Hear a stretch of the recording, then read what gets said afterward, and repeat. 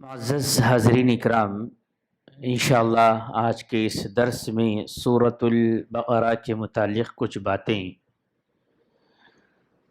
آپ کے گوش گزار کرنے جا رہا ہوں۔ اللہ تبارک و تعالیٰ سے دعا کرتے ہیں کہ اللہ تبارک و تعالیٰ ہمیں ان باتوں کو سننے، سمجھنے اور ان باتوں پر عمل پیرا ہونے کی توفیق عنایت فرمائیں۔ سورۃ الفاتحہ کے بعد جو صورت ہمارے سامنے آتی ہے، قرآن مجید کی 114 صورتوں میں سب سے بڑی صورت سورۃ البقرہ ہے،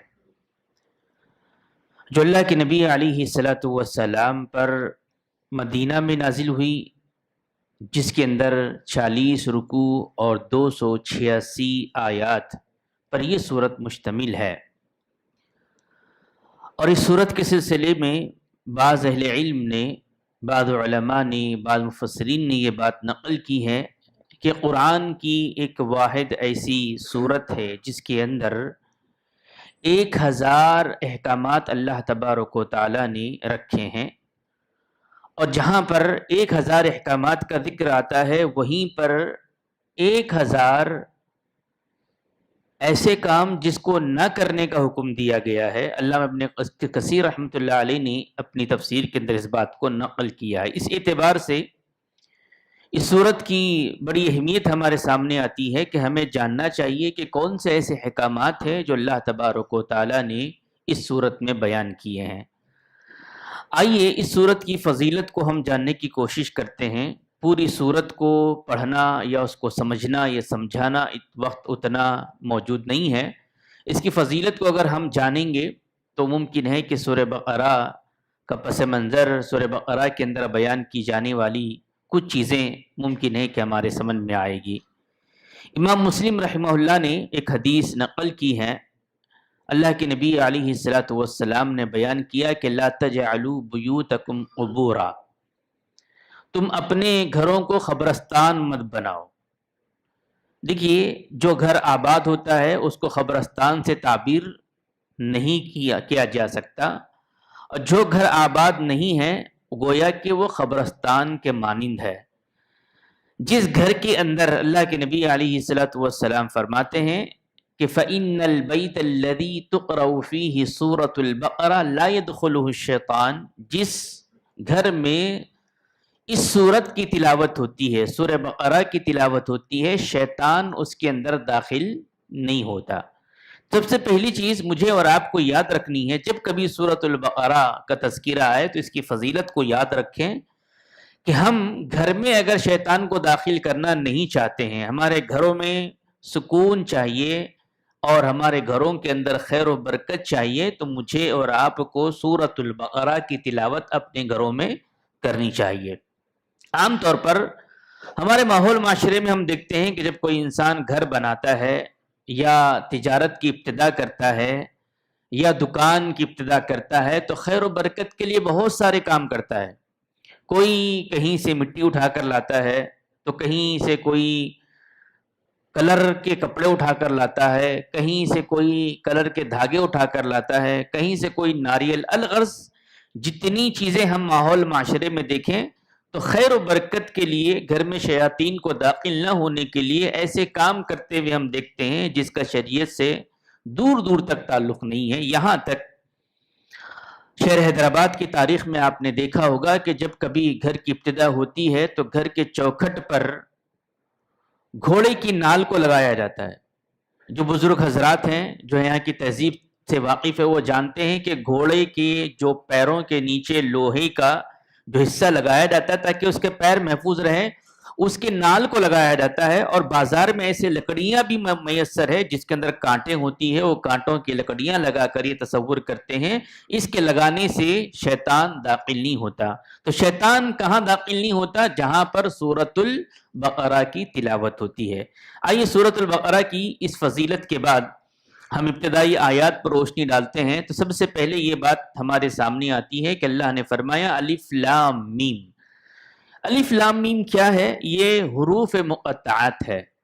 حروف مقطعات الف لام کے علاوہ، الف لام میم کے علاوہ نون، صاد، قاف ہا یا عین صاد، اس طرح کی ساری چیزیں آپ کو قرآن میں متعدد صورتوں کی ابتدا میں نظر آئے گی۔ یہاں پر بھی مسلمانوں میں سے کچھ لوگوں نے سارے مقطعات کو ایک جگہ پر جمع کیا اور اس کو تحریری شکل میں لایا، اس کی تصویر بنائی گئی، پھر تصویر کے ساتھ خیر و برکت کے نام پر دکان اور مکان کے اپنے گھروں میں، اپنی تجارت گاہوں پہ، اپنی دکانوں پر لگانا انہوں نے شروع کیا۔ کہتے ہیں کہ اس کے لگانے سے خیر و برکت ہوتی ہے۔ دیکھیں الف لام میم کے سلسلے میں یہ حروف مقطعات جتنے قرآن کے اندر آئے ہیں، یہاں پر ایک غلط فہمی بھی یہ ہے کہ بعض لوگ کہتے ہیں کہ یہ اللہ اور اس کے رسول صلی اللہ علیہ وسلم کے درمیان کوڈ ورڈ ہے، اس کا معنی مفہوم اللہ کے رسول صلی اللہ علیہ وسلم ہی جانتے ہیں۔ یہ بے بنیاد بات ہے، اللہ کے نبی صلی اللہ علیہ وسلم پر تہمت ہے۔ اس کا معنی اور مفہوم اللہ تبارک و تعالی ہی بہتر جانتا ہے، اور دنیا کے لیے یہ چیلنج ہے کہ جو یہ کہتے ہیں کہ قرآن اللہ کا کلام نہیں ہے، ان کے لیے پیغام ہے کہ الف لام میم کا کیا معنی ہے بتاؤ، اللہ ہی اس کا معنی مفہوم جانتا ہے۔ اس کے بعد آگے بڑھتے ہیں تو ابتدائی آیات میں ایک مومن کیسے ہوتا ہے یہ بیان کیا گیا ہے۔ اس کی بعد والی آیتوں میں کافر کا ذکر ہے، اور اس کی بالکل بعد والی 15 آیتوں کا مطالعہ کرتے ہیں تو منافقین کا ذکر ہمیں ملتا ہے۔ آج کے اس درس میں ہم ایمان والوں کا تذکرہ دیکھتے ہیں کہ ایمان والوں کے سلسلے میں کیا بات بیان کی گئی ہے۔ تو ذالک الکتاب لا ریب فیہ، اس کے اندر شک نہیں ہے، جو شک کرتا ہے وہ اس کتاب پر ایمان نہیں رکھتا ہے۔ اس کے بعد اللہ نے فرمایا ھدی للمتقین، یہ تقوی اختیار کرنے والوں کے لیے ہے۔ قرآن نے اور ایک جگہ پر یہ بات بیان کی ھدی للناس، لوگوں کے لیے ہدایت ہے، لوگوں کے لیے ہدایت ہے، اور تقوی اختیار کرنے والوں کے لیے ہدایت ہے۔ مفسرین بیان کرتے ہیں کہ لوگوں میں سے جو اللہ سے ڈرنے والا ہے، جو اللہ سے ڈرنے والا ہے، روز قیامت پر ایمان رکھنے والا ہے، یقیناً اس کے لیے یہ کتاب ہدایت کا سرچشمہ ہے۔ اور اس کے بعد اللہ نے فرمایا مومنوں کی صفات کا تذکرہ کرتے ہوئے الذین یؤمنون بالغیب، مومن کون ہوتے ہیں؟ جو غیب پر ایمان لاتے ہیں۔ غیب سے مراد اللہ تبارک و تعالیٰ نے اللہ تبارک و تعالیٰ کو ہم نے نہیں دیکھا، نبی علیہ الصلوۃ والسلام کو ہم نے نہیں دیکھا، جنت کو ہم نے نہیں دیکھا، جہنم کو ہم نے نہیں دیکھا، ہم تک علم آیا، اللہ کے نبی صلی اللہ علیہ وسلم کی تعلیمات ہم کو ملی، ہم قبول کر چکے ہیں۔ تو غیب پر ایمان لانے والے مومن کون ہوتے ہیں؟ الذین یؤمنون بالغیب، جو غیب پر ایمان لائیں۔ اور دوسری جو چیز ہے وہ یقیمون الصلاۃ، مومن وہ ہوتا ہے جو نماز کو قائم کرتا ہے۔ اہل علم نے یہ بات لکھی ہے، نماز کو پڑھنے کا ذکر الگ ہے اور قائم کرنے کا ذکر ہے۔ دونوں میں فرق کیا ہے؟ نماز پڑھنا، آپ نے نماز پڑھ لی، لیکن نماز کو قائم کرنا ایک نماز کے بعد دوسری نماز، دوسری نماز کے بعد تیسری نماز، تیسری نماز کے بعد آپ کی زندگی کا جو سلسلہ ہے جو فرائض کا وہ مسلسل باقی رہے۔ وہ یقیمون الصلاۃ، پہلا ہے غیب پر ایمان لانا، دوسرا ہے نماز کو قائم کرنا، تیسرا ہے وہ مما رزقناہم ینفقون، جو کچھ اللہ نے دیا ہے وہ اللہ کے راہ میں خرچ کرتے رہنا حسب استطاعت۔ اگر آپ صاحب زکوٰۃ نہیں ہے، اللہ نے جو دیا ہے اس میں سے اللہ کے راہ میں خرچ کرنا، یہ ایمان کی ہونے کی، مومن کے اندر ایمان ہونے کی صفات میں سے ہیں۔ اس کے بعد اللہ نے فرمایا کہ والذین یؤمنون بما انزل الیک وما انزل من قبلک، اور وہ کیا کرتے ہیں؟ جو پہلے اتاری گئی ہیں چیزیں، تورات پر، زبور پر، انجیل پر، صحیفہ موسیٰ، صحیفہ ابراہیم پر، اللہ کی کتاب پر ایمان رکھتے ہیں۔ اس میں یہاں پر ایک نقطہ یہ بیان کرنا ہے کہ اللہ تبارک و تعالیٰ نے بما انزل من قبلک وما انزل من قبلک، پہلے والوں کا ذکر کیا ہے، یعنی قرآن سے پہلے والی کتابوں کا ذکر کیا ہے۔ اب قرآن کے بعد کوئی اور کتاب نہیں، کوئی اور نبی نہیں، کوئی اور رسول نہیں ہے، تو مومن وہ ہوتا ہے جو پہلی والی چیزوں پر ایمان رکھتا ہے، لیکن عمل کے لیے خاص کیا گیا ہے کہ صرف اور صرف قرآن سے ہی ہم عمل کریں گے۔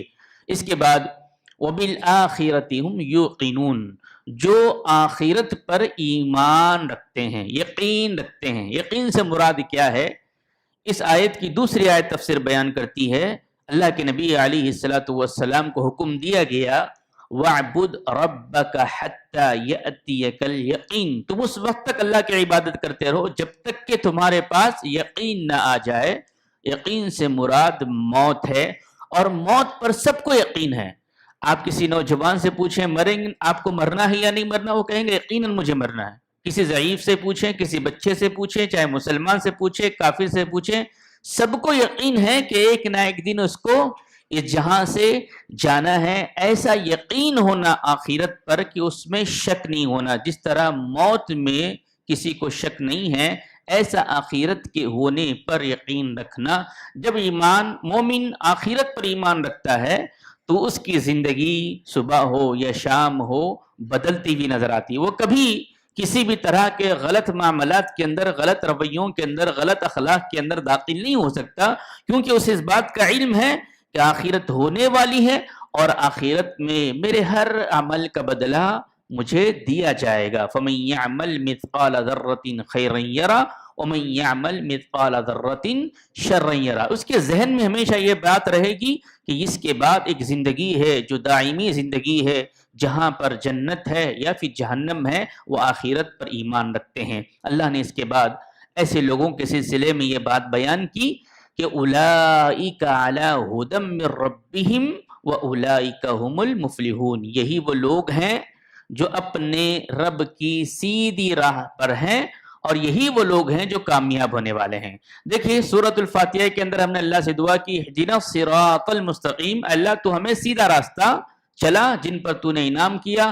اس کے بعد والی سورت کے اندر اللہ نے بتایا سیدھا راستہ کیا ہے، یؤمنون بالغیب، غیب پر ایمان رکھنا، یقیمون الصلاۃ، نماز کو قائم کرنا، ومما رزقناہم ينفقون، اللہ کی راہ میں خرچ کرتے رہنا، جو اللہ نے کتابیں اتاری ہے اس پر ایمان رکھنا، اور آخرت پر ایمان رکھنا۔ اس طرح جو زندگی گزارے گا یقیناً وہ اللہ کی ہدایت پر ہے، اللہ کے سیدھے راستے پر ہے، اور یہی لوگ کامیاب ہونے والے ہیں۔ تو یہ مختصر سی باتیں سورۃ البقرہ کی ابتدائی آیات سے ہمارے علم میں آئی۔ اللہ سے ہم دعا کرتے ہیں اللہ تبارک و تعالی ہمیں قرآن کو سمجھنے اور اس پر عمل پیرا ہونے کی توفیق عنایت فرمائے۔ اللہ تبارک و تعالی سورۃ البقرہ کی فضیلت کو جیسے ہم نے جانا ہے، اس کی تلاوت اپنے گھروں میں ہمیں کرنے کی توفیق عنایت فرمائے۔ اللہ جب تک رکھے دار فانی میں ہمیں ایمان اور اسلام کی حالت میں رکھے، جو ہمارا خاتمہ ہو تو خاتمہ بالخیر کرے۔ آمین ثم آمین، وآخر دعوانا ان الحمد للہ رب العالمین، والسلام علیکم ورحمۃ اللہ وبرکاتہ۔